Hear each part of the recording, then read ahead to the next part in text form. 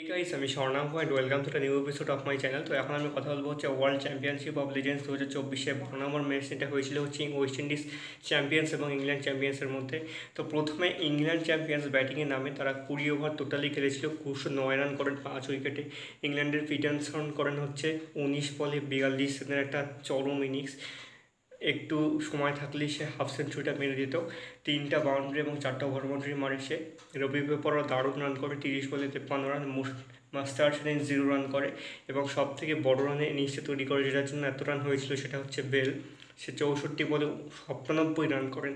3 রানের জন্য হাফ সেঞ্চুরিটা হয়নি। 10টা বাউন্ডারি এবং 5টা ওভার বাউন্ডারি মারে সে। একটা দারুণ ইনিংস সে খেলে। বাদারি করে নেন একটা উইকেট এবং সঙ্গে স্যামি, জেরো এবং নার্স প্রত্যেকে একটা করে উইকেট নেয়। জবাবে ওয়েস্ট ইন্ডিজ কিন্তু ম্যাচটা এই 9 জুলাইয়ের প্রথম যে ম্যাচটা ছিল সেটা কিন্তু জিতে যায়। 210 রান তারা করে ফেলে 5 উইকেটে 19.3 ওভারে। ডোয়েন নেয় হচ্ছে 11 রান, গেইল 1 রানে আউট হয়। তার ইনিংসটা আবার আমাদের দেখা হলো না।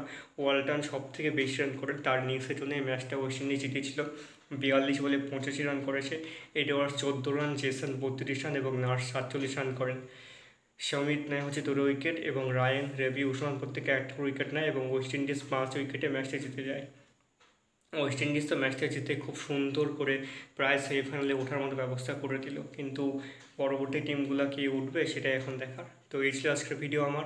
কেমন লেগেছে অবশ্যই কমেন্ট করে জানিও। ভালো লেগে থাকলে অবশ্যই চ্যানেলটিকে সাবস্ক্রাইব করতে একদম ভুলো না। আর আজকের ম্যাচটি তোমাদের কেমন লেগেছে, মানে 12 নম্বর ম্যাচটি তোমাদের অবশ্যই কমেন্ট করে জানাতে ভুলো না কিন্তু।